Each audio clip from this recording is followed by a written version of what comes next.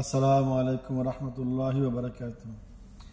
সম্মানিত ভিউয়ার্স, আশা করছি সবাই ভালো আছেন। আল্লাহ পাক সবাইকে ভালো রাখুক, সুস্থ রাখুক এই কামনা করছি। আলহামদুলিল্লাহ আলহামদুলিল্লাহ সুম্মা আলহামদুলিল্লাহ। আল্লাহ পাকের অশেষ অশেষ নিয়ামতের শুকর আদায় করছি যে মহান আল্লাহ পাক আমাদেরকে আমাদের প্রিয় মাতৃভূমিতে এমন একটি বিজয় দান করেছেন, এমন একটি সুন্দরতম দেশ, স্বাধীন দেশ আমরা নতুন করে আবার পেয়েছি।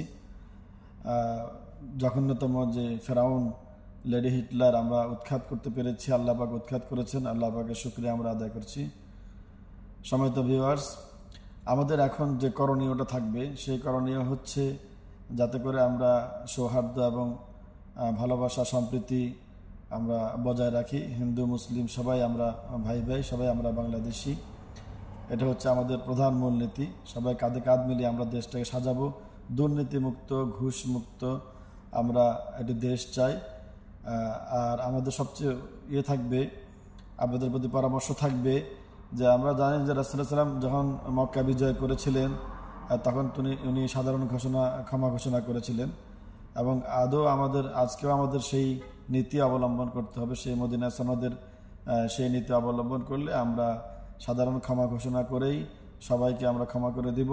তবে হ্যাঁ, এখানে শর্ত থাকবে একটাই, যে কারো ভাঙচুর, কারো বাড়িঘর হামলা করা হবে না, কাউকে ভাঙচুর করা হবে না, কারো নারী পুরুষকে কারো বোন, কারো স্ত্রী, কারো মা বাবা, কাউকে কোনো কষ্ট দেওয়া হবে না, নির্যাতন করা হবে না, ধর্ষণ করা হবে না এবং বিচার বহির্ভূত কোনো হত্যাকাণ্ড হবে না। ক্রস ফায়ার থেকে শুরু করে গুপ্ত হামলা থেকে শুরু করে কোনো রকম কোনো হত্যা হবে না। তবে হ্যাঁ, যারা আপনারা মনে করেন আপনারা স্বজন হারাইছেন, যাদের কারণে আপনারা লাঞ্ছিত হয়েছেন, আপনাদের বাড়িঘর যারা জ্বালিয়ে দিয়েছে, আপনারা তাদের লিস্ট করেন।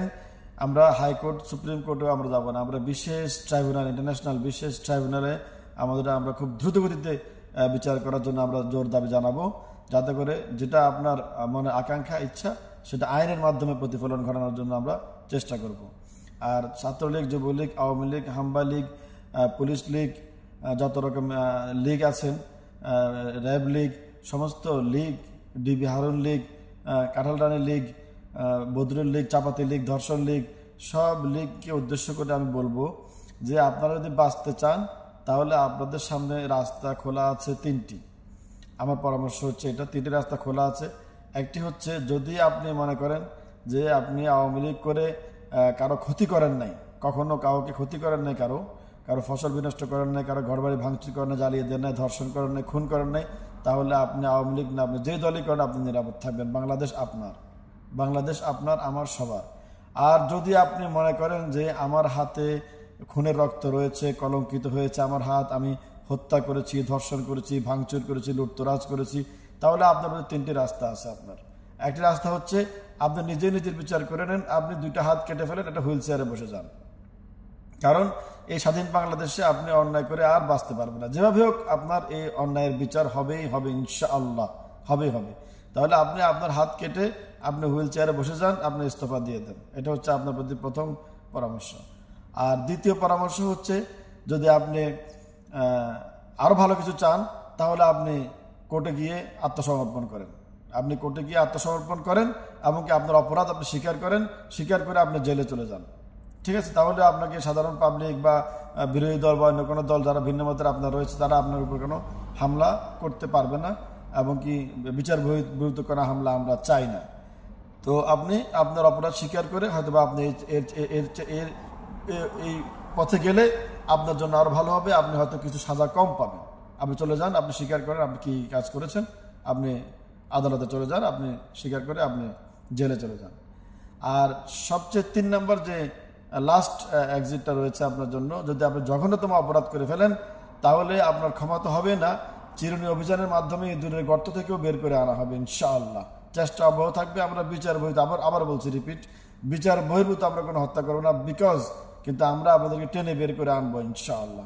এনে আমরা বিশেষ ট্রাইব্যুনালের কাঠগড়া দাঁড় করাবো।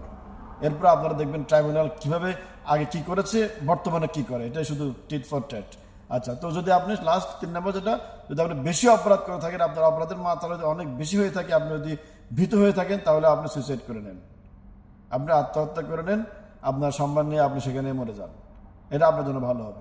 এছাড়া আপনি 10 জনকে খুন করছেন, 50 জনকে আহত করছেন, 10 জনের ধর্ষণ করছেন, নির্যাতন করছেন, লক্ষ কোটি টাকার পাহাড় বানাইছেন, এরপর আপনি খোলা আকাশে স্বাধীন বাংলাদেশে মুক্ত হয়ে বেঁচে থাকবেন?